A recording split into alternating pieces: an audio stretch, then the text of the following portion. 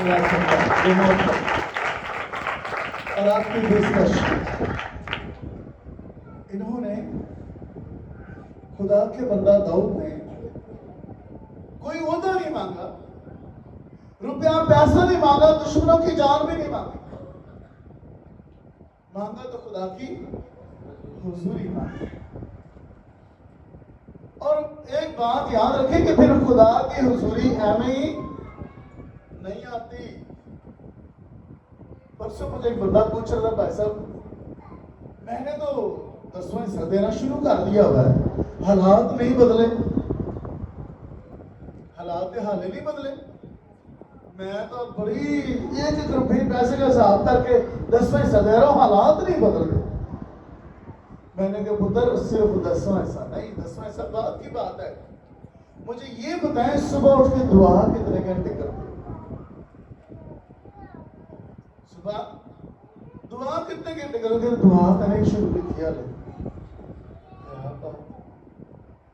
दाऊद दिन में 3 बार दुआ करता था, दाऊद दिन में और रात को हर पहर में उठकर, एक पहर 3 घंटे बोलता है, हर पहर के बाद दाऊद दुआ कर रहा रात को।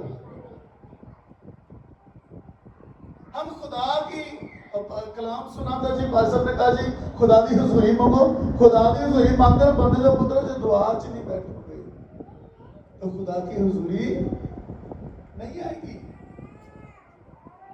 दुआ में भी बैठे, खुदा को वक्त दे, उसके कदमों में बैठे।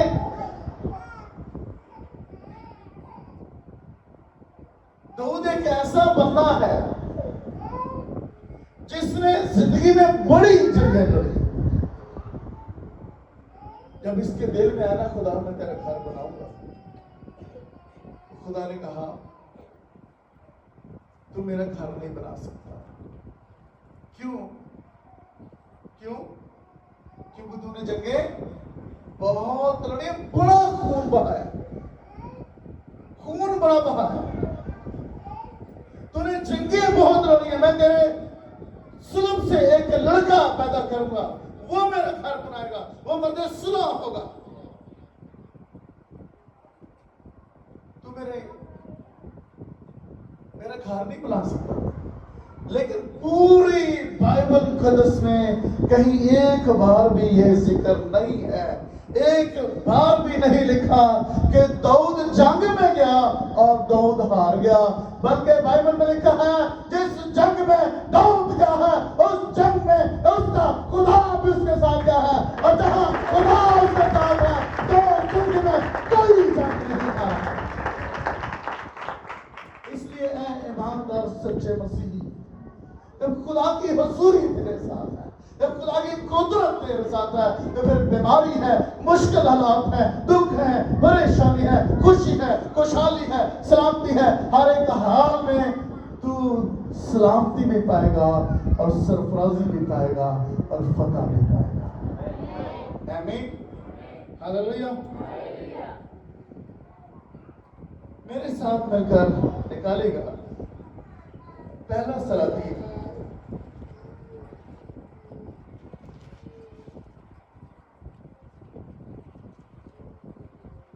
17 बाब।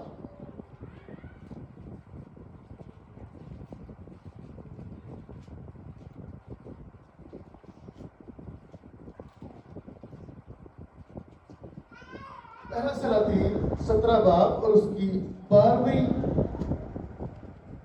आयत से 16वीं आयत तक खुदा के कलाम मुक़द्दस में से तिलावत करेंगे। लिखा है, उसने कहा खुदावंद तेरे खुदा की हयात की कसम, मेरे यहां रोटी नहीं, सिर्फ मुट्ठी भर, एक मटके में सिर्फ मुट्ठी भर आटा, एक मटके में और थोड़ा सा तेल एक मुट्ठी में है। और देख, मैं 2 एक लकड़ियां चुन रही हूं ताकि घर जाकर अपने और अपने बेटे के लिए उसे पकाओ और हम उसे खाएं और फिर मर जाए। और एलिया ने उससे कहा मत कर, जा और जैसा कहती है कर, पर पहले मेरे लिए एक टिकिया उसमें से बनाकर मेरे पास ले आ। उसके बाद अपने और अपने बेटे के लिए बना लेना, क्योंकि खुदावंद इस्राएल का खुदा यूं फरमाता है कि उस दिन तक जब तक खुदावंद जमीन पर भी ना बरसाए, ना तो आटे का मटका खाली होगा, ना तेल की कुप्पी में कमी होगी। सो उसने जाकर एलिया के कहने के मुताबिक किया, और ये और वो और उसका कुंबा बहुत दिनों तक खाते रहे। और खुदा के कलाम के मुताबिक जो उसने एलिया की मार्फत फरमाया था, ना तो आटे का मटका खाली हुआ और ना तेल की कुप्पी में कमी हुई। आमीन। खुदा के कलाम के पढ़े और सुने जाने पर खुदा का शुक्र हो, खुदा की बरकत हो। आइए दुआ करें। कुद्दूस खुदा कादिर, आसमान और जमीन के खालिक और मालिक,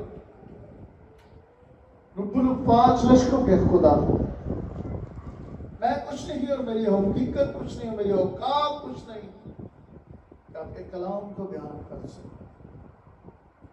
अपने होंठों, जुबान, सोचों को, दिमाग को तेरे बेटे यीशु के लहू में छुपाता हूं, तेरे बाखों के कंट्रोल में देता हूं। बोलने वाला तेरा बाप है और आसमानी बाप में तेरे लोगों को, तेरी तमाम बेटियां और बेटे जो इस वक्त तेरे हुजूर सरनगू हैं, इनको भी तेरे बेटे यीशु के लहू में छुपाता हूं, ताकि जो कलाम बोया जाए यीशु के खून की कुदरत के वसीला से इनके दिलों में महफूज रहे और 100 गुना फल लेके आए।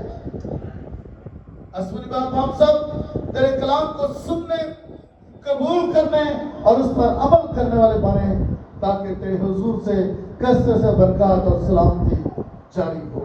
मांगते और पालते अपने खुदा यीशु मसीह के वसीला से, आमीन। हालेलुया।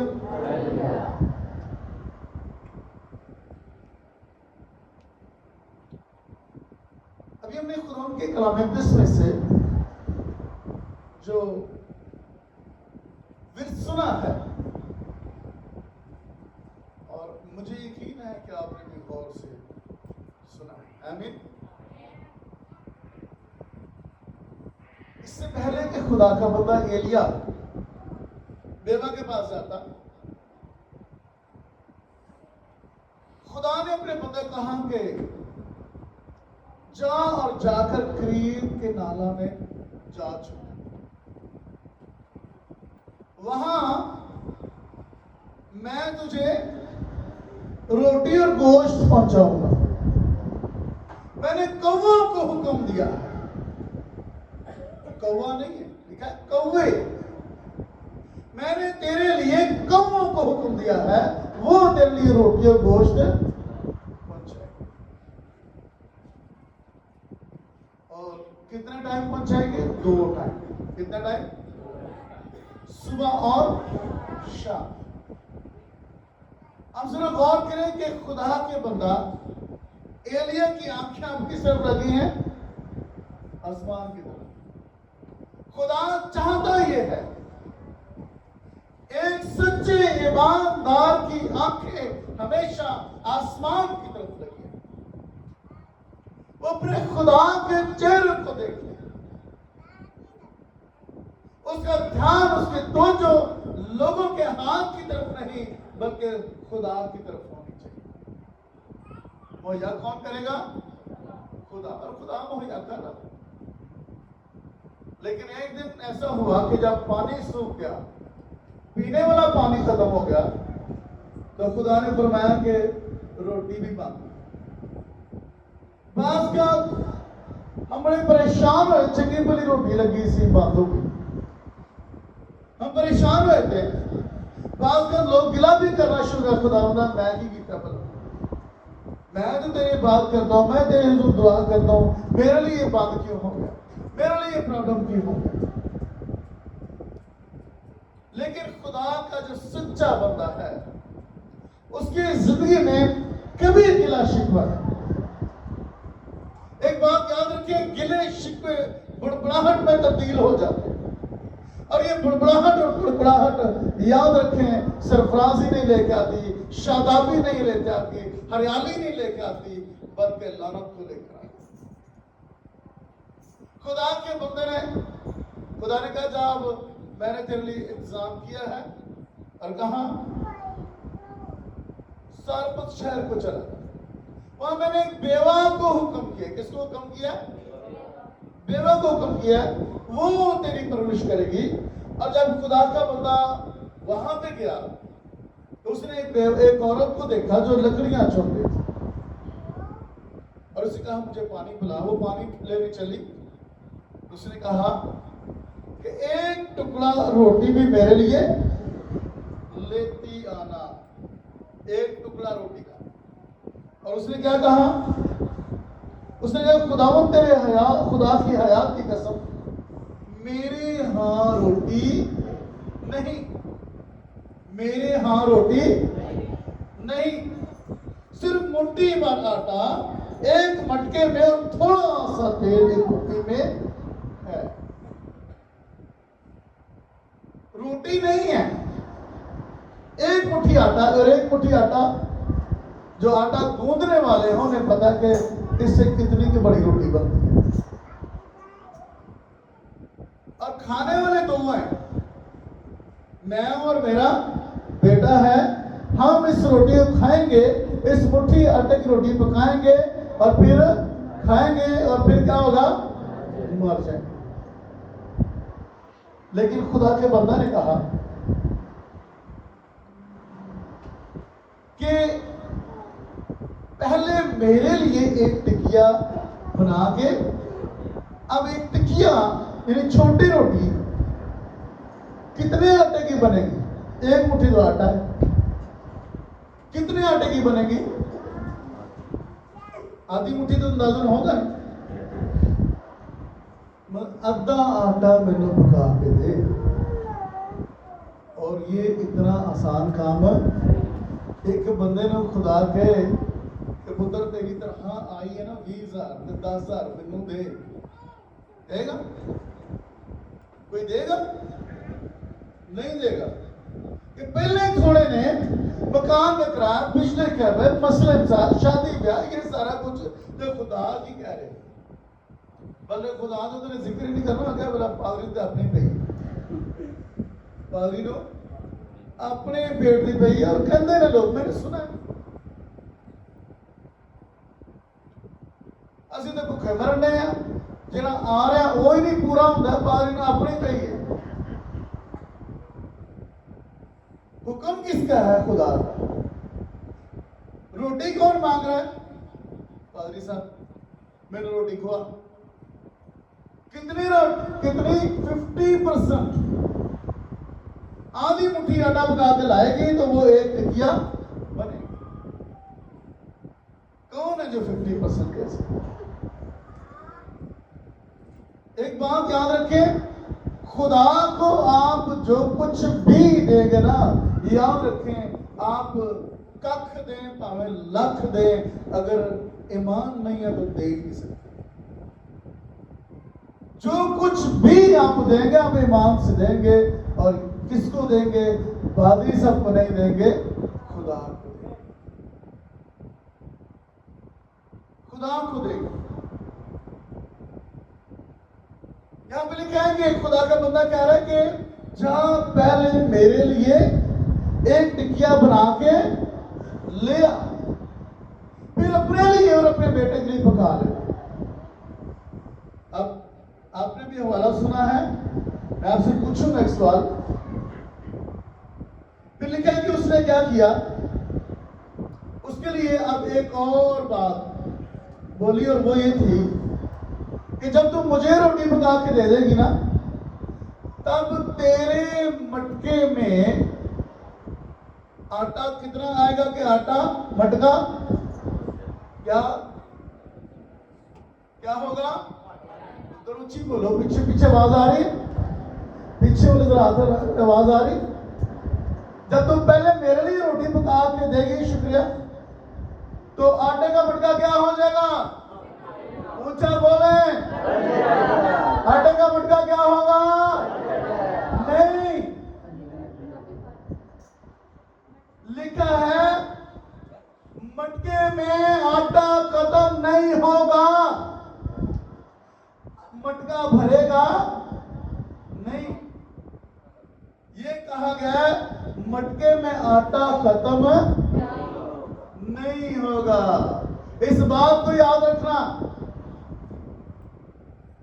यही ईमान की कुंजी है, ये चाबी है ईमानदार की। इस बात को न सीखे। खुदा के खादम ने ये कहा है, क्योंकि खुदा इस्राएल का खुदा यूं फरमाता है कि उस दिन तक जब तक खुदा जमीन पर भी ना बरसाए, ना तो आटे का मटका खाली होगा, ना तो आटे का मटका और ना तेल की कुप्पी में कमी होगी। तेल की कुप्पी में तेल रहेगा और आटे के मटके में आटा रहेगा।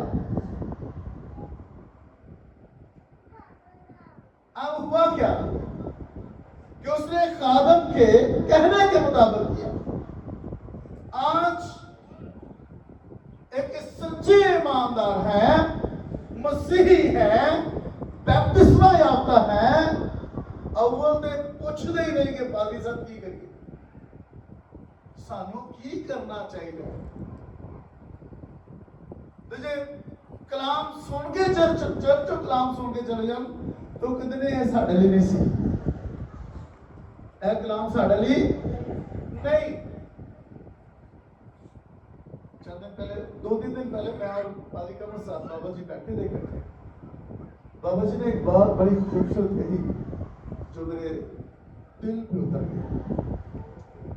क्या कि लोकी बपतिस्मा पिला लेते हैं तो यीशु के लहू च भी धुल जाते थे।